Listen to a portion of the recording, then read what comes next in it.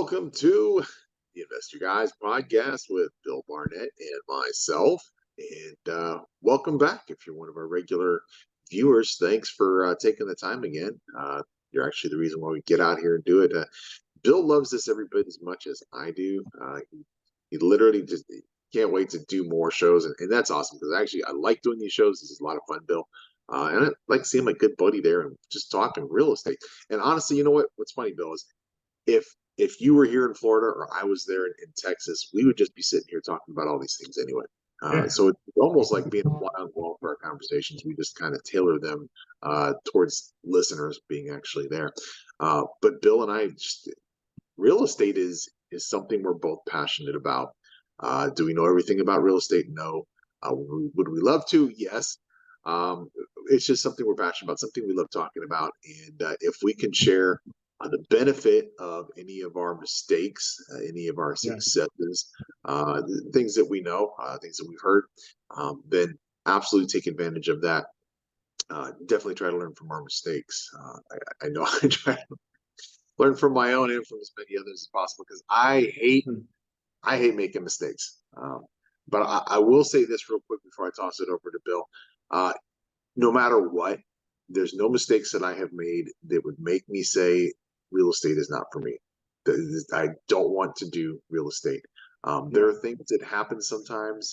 I've never, knock on wood, never gone flat broke from doing an investment, but I also don't put every single penny that I have into an investment. I like to hedge my investments. So I've never been gone bust. I've never, been destitute because of an investment that I've done. For me, the most that it's ever really happened is I just haven't made the kind of money that I thought I was going to make on an investment. I, knock on wood, can't really remember any time I've ever been underneath an investment and lost money from investing in real estate. And that's not to say that I couldn't have. It's just that through experience, I've learned that if you hold on to something or if you change your strategies the right way, you can turn a loss into a positive. So it may not have been what I thought I was going to earn, but at least I didn't lose any money. So let's talk about, Bill, things that people need to understand, that they need to have as one of their key understandings in their toolbox, not just knowing how to run numbers or anything else, but an understanding of what. And I'm going to toss that to you, and we'll start with your thoughts. Well, my professional training is in financial services. I spent a decade managing money in financial services, and just kind of accidentally fell into 30 years ago real estate and fell in love with it. But one of the things I always tell when we had an investment banking firm that I always tell my partners, because we did a lot of highly speculative, flips not highly speculative stuff. And sometimes it worked, sometimes they didn't. But it was always focusing in on, look, if we sell this position today, we're at a loss today.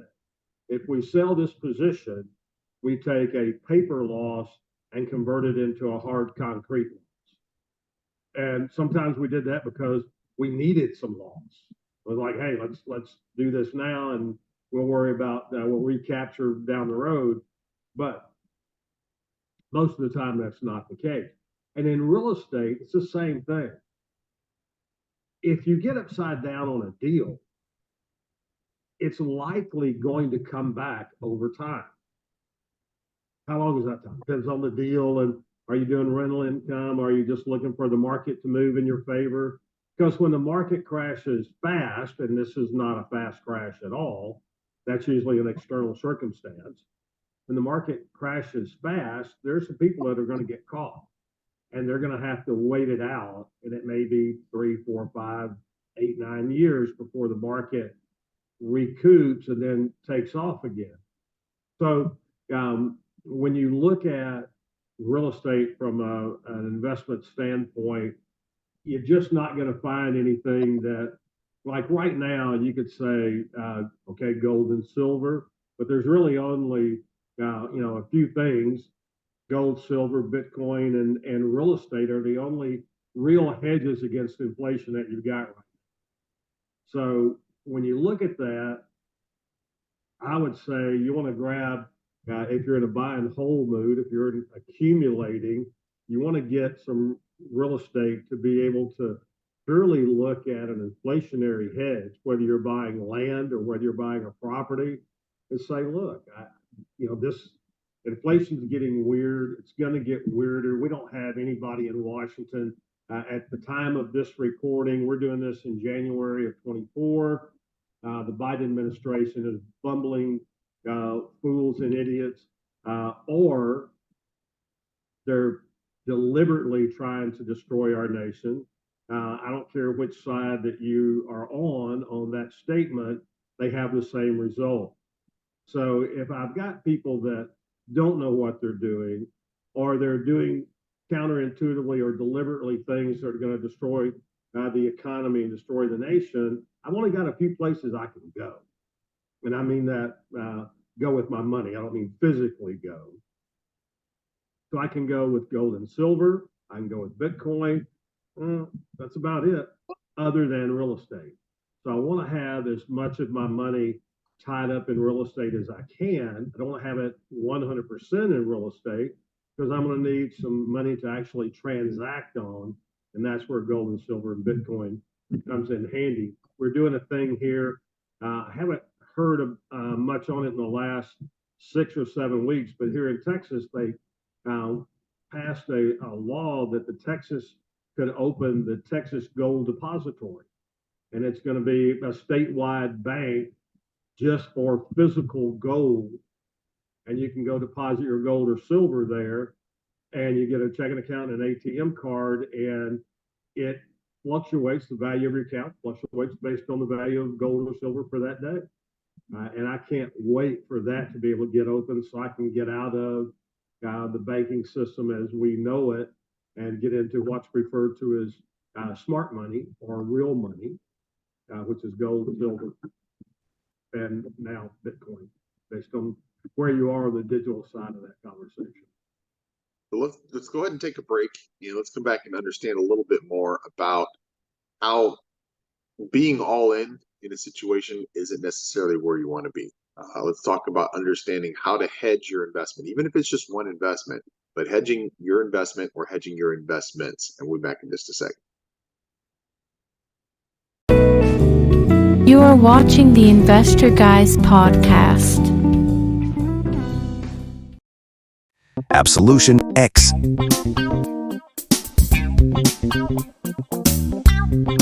Limited editions. Seek your absolution. Lifestyle apparel like no other. Only at absolutionx.com. Live the resort lifestyle every day with Cayman K. The perfect pieces for every wardrobe. Shop the entire Cayman K collection and find your favorites. Find all our styles at caymank.com. Thank you for watching the Investor Guys podcast.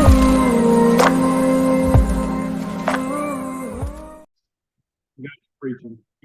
All right, and we are back. And just before we left, Bill was talking about non-monetary investments, essentially gold, silver, Bitcoin, real estate. There's some others too, but the big three really: real estate, gold, silver. Digital currency is something that I personally don't want to mess with just because it's not regulated.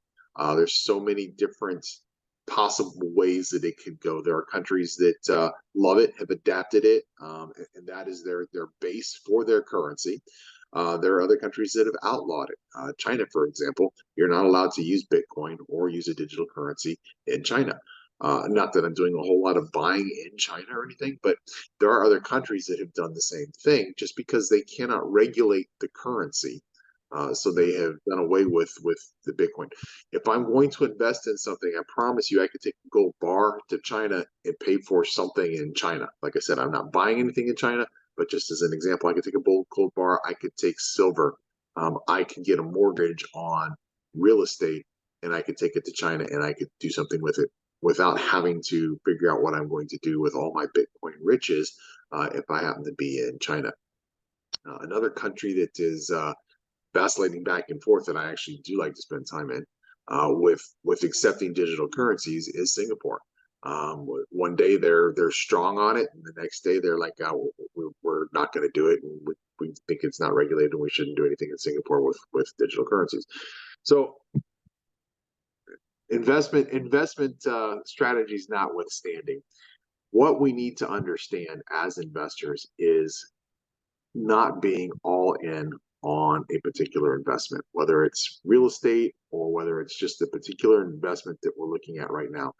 Bill and I, and you probably know, people who have taken everything they have and sunk it into a single investment, whether it's a business or a real estate transaction or anything else. They put every single thing they have into it. And everything they have hinges upon the success or the failure of that investment. And if it's successful, that's great. It's a rags to riches story. I took everything I had and I put it into this, and now I'm a multimillionaire. FedEx. Fred Smith. What's that? FedEx. Fred Smith at What's that? FedEx. Fred Smith Yes. at FedEx. Taking the payroll Yes. and getting on a midnight flight to Vegas and putting it on one spin of the roulette wheel and hitting. Saved his company back in the early days. Yes. And on the flip side of that, if you fail, if he had not won that role of the he would have been finished. No FedEx. And the same thing, if you have put everything into your business, and it may be a great business, it may be a great business model, but the slightest little hurdle that you're not able to get over because you've already invested every single thing you have, everything that you put into, you can't overcome that challenge. You lose everything that you have, and you find yourself out on the streets cursing the day that you ever made those investments because they didn't work out for you. So hedging our investments is not just a matter of saying, I'm going to buy X amount of gold, I'm going to buy X amount of silver, I'm going to buy X amount of real estate, I'm going to buy X amount of Bitcoin. It's, I'm going to spend X amount of what I have in the bank on acquiring this property. And I'm going to set aside X amount. And there's a formula for that. I'm going to set aside X amount of what I have in the bank, or I'm going to borrow X amount of what I need in order to make this investment work for this particular property. And I'm going to have in the bank, and this is where we get into what we talked about on our last show, George S. Clason, Richest Man in Babylon. Make sure you have money paid in the bank for yourself for at least 3 months for anything that might come up. So if you have to take 3 months off without any type of income, are you still going to feed yourself? Are you still going to pay your mortgage or your rent? Are you still going to be able to put gas in your car to get your kids to school? Are you still going to be able to take care of yourself? This is the most important thing about real estate investing. The people who are successful investors hedge their investments, and they don't put everything into a single investment. The people who fail at investing, it's not because they aren't good investors. It's not because they necessarily choose bad investments. It's because they have put every single thing that they have into an investment, and the investment didn't work out the way they thought, and they lost everything that they had. So the biggest bit of advice I could give on this particular matter is do your budgeting. Put your numbers together. If you've got a great investment and you don't have the funds without having to go all in, find somebody else to partner with. I'd rather split something 50-50 with somebody, or even 33-66 with somebody, and have 33% on something than have zero of nothing, or the potential of having 100% of nothing or 100% of absolutely nothing if that particular investment fails. I know you have thoughts on this, Bill. Well, and one thing I just want to point out to everybody that's listening, when we talk about those kind of investments, or when we were talking about a business, we weren't talking about the real estate business, and we weren't talking about you putting 100% into a particular property and that failed. Because one of the reasons that real estate is a hedge against inflation is that it's impossible for it to go to zero. It is real. It has some intrinsic value to it. And that's one of the things that makes it very attractive to us is, yeah, it fluctuates. It does. Over time, it fluctuates up. but you will hit some mountaintops, you will hit some valleys, and you ride out the valleys, and then you plan your next move as you're going up the mountain or you're at the top of the mountain. But you have a investment that is proven throughout history, not over time, over all time, to be the most safe investment that you could possibly get into, even safer than gold and silver, is land, is real estate. Now, it can be raw land or it can be developed land, but it's real estate, because everybody has to live somewhere. There's only so many underpasses that the homeless people can live under. Now, I don't know about you. I don't even like camping. So I'm not about to go live on a park bench or under the overpass. I got to be in a house. So most people are that way. Even if you love camping, you still want to have a house. Whether that be an apartment, a townhouse, a condo, single family home, it doesn't matter. You still have a piece of real estate that you want to live in. There's a very small percentage, extremely small percentage of people that are okay with living in a tent somewhere. So when you look at that, and I want to talk a little bit about our buddy Dave Ramsey when we come back from break. Let's jump on break and we'll be right back. Thank you for watching the Investor Guys podcast.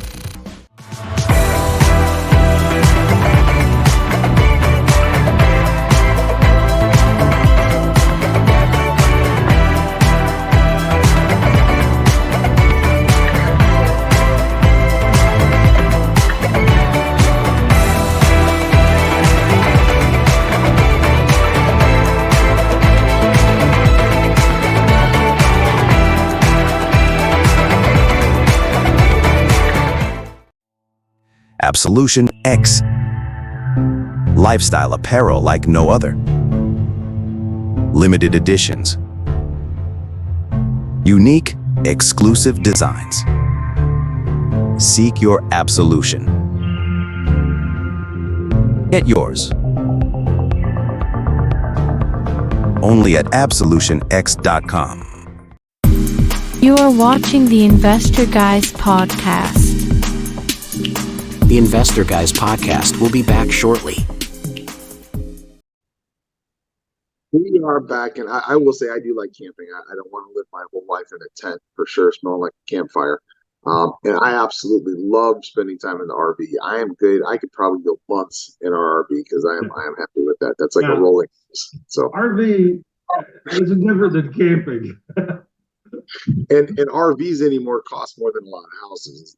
Is just a note as well. And real quick before we get into Dave Ramsey, and I know where you're going with that too. Understand that not all strategies are the same. Okay, there are real estate strategies that we can do where we're not concerned about whether our highs are high and our lows are low. If we're in it for cash flow and we've got tenants in there and we've done our numbers, then it really doesn't matter how much the property appreciates or how much the property depreciates. As long as we've done our numbers correctly, rents don't typically go down very much. So if we've done our numbers correctly and we've got a little bit of leeway in either direction, we're still going to be good owning that property. The same goes with gold and silver. There are a lot of people who buy gold and buy silver and they sit on it. That's their investment. I know people who buy gold and they buy silver and they literally trade it every single day. If it is up, they sell it. When it's down, they buy it. And they're actively looking at it every single day. That is their investment strategy. Bill is a more passive investor when it comes to gold and silver. He wants to take his truckloads of gold bullion and put it in a vault and let it sit there and be all shiny and go visit it every once in a while. So strategies are different, and understanding the strategy that's going to work best for you is really what is key. But understand that the strategy that you may have committed to may not be the best strategy. So you may be looking at a buy low, sell high strategy, excuse me. Excuse me. And all of a sudden you don't have that opportunity to sell high anymore. Look at converting that strategy into something else that's going to work. And again, not being all in on that strategy and on that particular investment is going to help you be more flexible in doing that. If you counted on buying low, selling high, cashing out, and being able to pay your mortgage when you did that, and now you don't have the funds to do that because you can't sell high, then you're going to fail. So let's talk about Dave Ramsey. So for years I've loved Dave, and I do not know him personally, but I have taught Financial Peace University at our church. Taught it several times, and agreed with 99.99% of it. But in the last 2 or 3 years, and I still occasionally will just go catching just to go catching. And he's gotten more of, that you do the debt thing. And especially if you're a salaried person, I don't have any arguments with that. And then he said, then you go buy real estate and you pay cash for your real estate. And that just makes me want to puke, because I guarantee you, he did not save up for, he's got a couple $100 million worth of real estate. He didn't save up for that. And he may have paid cash for it, but he paid cash for it after he became really, really wealthy with his show. So I kind of grind my teeth with that, because the one thing out there that was literally is the leverage investment of all time is real estate. And you and I both taught that scenario for years, where if you have $100,000 in cash, you can go buy a $100,000 piece of property and own it. And if you flip it, whatever your flip profit is, say 20%, boom, you got 20%. Or you're doing rental income and you're getting, however you get $300 a month, whatever it happens to be. Or you take that same 100,000, and even at a 20% down payment, which is pretty typical for an investment loan, you go in and you buy 5 properties. Now, whether you're flipping or you're doing rental, you've substantially increased your cash flow and your profit. And if something goes wrong, you liquidate the asset. But it's not likely that it's going to be the asset that goes wrong. It may be more apt to be something in another area of your life. And that just, taught Financial Peace University. I haven't had issues until this whole thing about you save up and you pay cash for real estate. That means only BlackRock and Chase and those people are going to own real estate, because people that they're just not going to save enough money to go out and buy a $300,000 piece of rental property and they pay in cash for it, because they saved up over time. If they do, they're 142 years old and they enjoy it for 6 months and they're dead. Yeah. The other thing too about using leverage for investment is it makes more sense. If you've got X amount of dollars to buy one property, you could literally buy 5 different properties of the same value with a 20% down payment, leveraging that investment. So instead of having the income return from a single property with that investment, you now have the income return from 5 different properties with that same investment. And you have 5 times the equity building power, because your tenants are paying your equity, they're paying your mortgage. Leverage is the best investing tool out there. Understand leverage. Nothing against Dave Ramsey at all, but understand leverage. I don't agree paying cash for everything. I agree in leveraging anything that is going to appreciate. I absolutely agree if you're going to buy a car or something like that. I hate car payments. I don't do car payments. I don't do boat payments. I don't do any of those things. If I can't pay cash for it, I'm not interested in it, because I'm paying a payment on something that is a depreciating value. And by the time I have finished my payments in 5 years, I have paid double the value of the vehicle that is worth maybe 10 or 20% of what I paid for it after 5 years. So I do not agree in paying, leveraging anything that's a depreciating asset.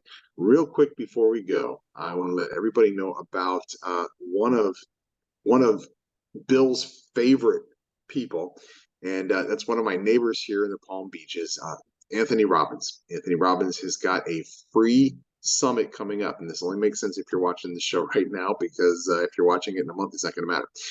January 25th through 27th. It is called Time to Rise Summit.